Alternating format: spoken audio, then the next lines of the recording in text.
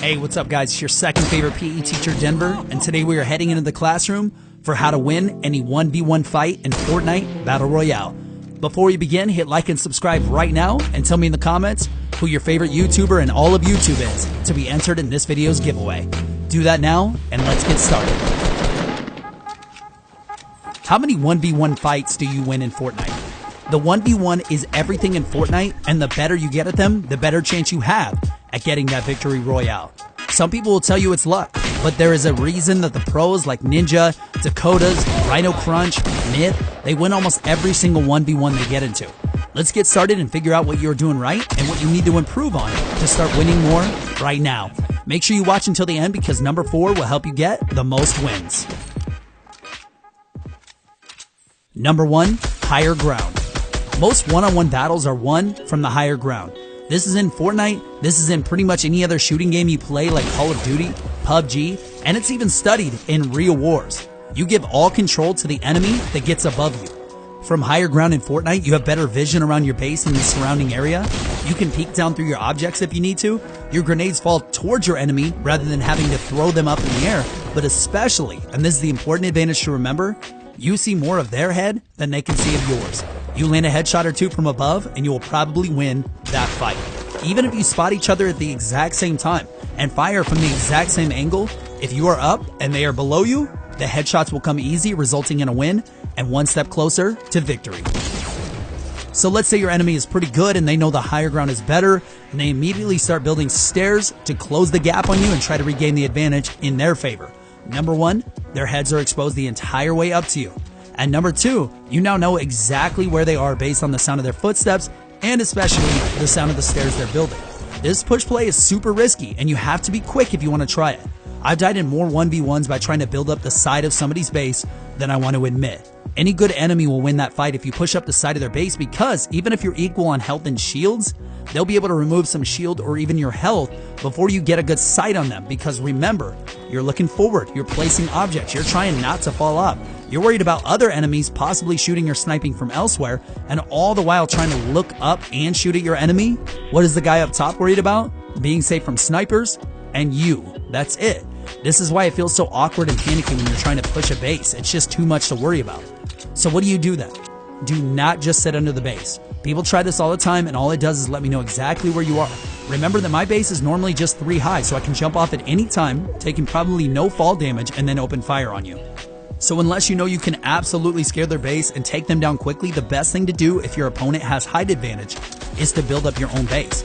Sometimes the best bases can be just a quick 2 or 3 wide stairs ramp, not just reaching the top of their base, but reaching over the top of them. Building your stairs ramp wider ensures that you won't get your stairs shot out and fall.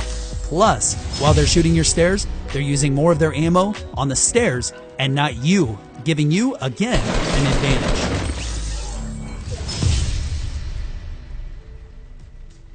Number 2, counterplay. Most fights are won before they even get started. You'll notice a lot of the pros run around with their sniper out and try to get a quick shot off at the beginning of a fight, whether it be close or far. Why not? It takes a second to pull up your sniper, and if you land it, that's about 150 damage from the start, and it could be over if you end up with a headshot. But if you miss the shot and start engaging in a close range 1v1, there are things you can do to counter your enemy's decisions. Let's say you're up on top of a building and an enemy wants to build up to you. Put one single flat piece over the top of their stairs, that stops them immediately. They now have to either shoot that out, which would open them up to taking fire from you, or they can go around it, which means slowly backing up and then connecting their stairs, but putting themselves further away from you, which is the opposite of what they're trying to accomplish, or they can go back down and restart on a different path up to you, and this is all from you placing a single flat piece. Dakota's put it best when he said every play has a counterplay in Fortnite. One of my favorite counterplays happens in almost every game. In an instant, someone can be close to you and shooting at you first, giving a huge advantage to them, gives them a fight they could and should easily win. So what can you do about it? Drop a wall or stairs right in their face. Right in between you and them, start dropping walls. This protects you for as long as you can keep the walls up, and forces them to make another move, since pointing and shooting at you is no longer going to work right now. At this point, while they are a little flustered at all of a sudden having their easy kill become a wall in their face, you will build up some single stairs, regain the height advantage, and start shooting down on them. Almost every single fight I get into now, I start pulling out walls or stairs first because of how many 1v1s I win from just this move alone. Number 3, move. Another reason pros win so many one-on-one battles is because they are constantly moving. Think of how many enemies you have eliminated because they thought it was smart to sit still, crouched under some stairs. You never want to beat yourself by taking away your movement and escapability. Like we saw in number 2, you want to give yourself a chance to counter. You can't counterplay when you trap yourself in a tiny area with nowhere to go. Let's back up a bit though. Staying mobile starts when you engage an enemy from a distance. Always try to avoid a close-range shotgun battle where, even if you win, you have a high chance of still taking some damage to your health or shield. In this fight, I saw an enemy who just won a battle and I decided to take a couple shots on him to see if he had any shield. At that point, he knew my position. But before he even realized it, I had already rotated around him and was able to take about 50 shield off of him. He still has no clue where I'm at. He decides to change his position too, since he knows I have the advantage in the fight at the moment, knowing where he is. I see him jump off the house and start moving. Not a terrible idea. But he didn't know that by that point, I had already closed a ton of ground on him. He walled up late after he had already took a ton of damage, and then we had a close-range building battle. But I was at 100 health, 100 shield, and I knew he had to be below 50 health or so. This was 100% my fight to win at that point, unless I somehow really screwed it up. So I just built some stairs over him and was able to take him down with one shot and didn't take any damage. I held onto my 100 shield, which is huge as you close in on the final enemies in the round. To add on to this, people get fixated on a point and tunnel vision super hard when they hear a loud sound. So use this to your advantage. If you let off a long sniper shot, move to another position quickly that will benefit you just like real snipers do, and get a good angle on your enemy while they stare at the rooftop they were sure you just shot from. Number 4, protect that booty. I told you to watch the whole video because this number 4 is insanely important at surviving any close or long range fight. Tip number 4 is wall up behind you. I'm not only talking like when you build a base, you want to make sure you have walls on your sides. I'm talking about when you're in an intense, fast-paced 1v1 fight and you're trying to reset the fight, regain the advantage, but you have an enemy chasing you around whatever you're trying to use as cover. I kept dying and dying in some of these fights where I had less health than my opponent. I was still trying to get that win though. In this fight, some guy built up to me, so I countered with the same move. I caught him off guard a bit, but wasn't able to land a shotgun blast since I was pretty shook up too. He smashed me with a big hit, sent me on the run, and now this is where I made a huge mistake. I try to run from him without walling up behind me. I take a shotgun to the back, I go down, game over. I gotta admit, I was pretty frustrated, but there is always something to learn from every fight. This fight was the turning point where I asked myself, why didn't I just jump, do a quick 180, drop a wall, keep running, jump, quick 180. It wouldn't even slow me down and probably would have saved my life in this situation. Of course, it's not just in the heat of battle that you need to think about protecting all sides. Play like this.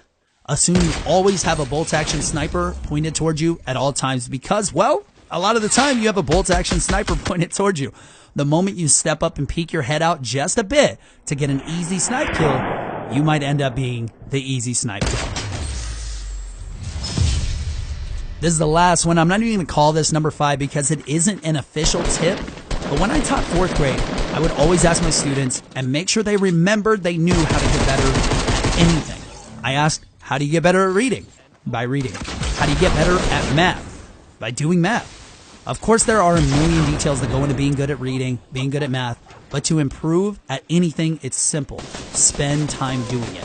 Fortnite is no different, and although all these tips in this video might seem overwhelming and a lot to remember, spend a day or two specifically practicing each one and you will get them all down in no time. Drop into those high action places like Retail Row or Pleasant Park. Get that experience. Learn from every single battle you get in and you will definitely improve. Just make sure you stop blaming lag or calling everyone hackers. And And that's it, guys. Thank you guys for watching this video to the very end. I hope you learned a ton in this video. It took forever to make, but of course, you know, maybe that's my own self, like being hard on myself. I try to strive for that high quality, so I hope it's coming across to you guys. Hit like and subscribe right now, and remember to leave a comment saying which YouTuber is your favorite YouTuber across all of YouTube. Did I say YouTube enough? To be answered in this video's giveaway. Since the channel's been blowing up a lot lately, some sponsors have contacted me, so expect some cool things coming soon with some new ideas. I can't believe how much we're growing though. It's nuts. Like, we're looking at a soon-to-be 150,000 strong community. This is crazy, and this is just kind of on my mind, just some unsolicited life advice for the day for you guys. Go make someone else's day better. It's easy to get wrapped up in your own head. Sometimes I'm living in my own head all the time. My own stress, my own struggles. I almost forget that people like exist around me. I mean, everybody, like they say, is the star of their own movie, and sometimes it's hard to remember that those people are the star of their own movie too. They're not just like a character in your movie. They might need a little encouragement and love. So anyways, I'm gonna let you guys go with those words. Don't let them offend you. Sorry, I'm not telling you what to do. Just something on my own mind. But you guys have a great day today.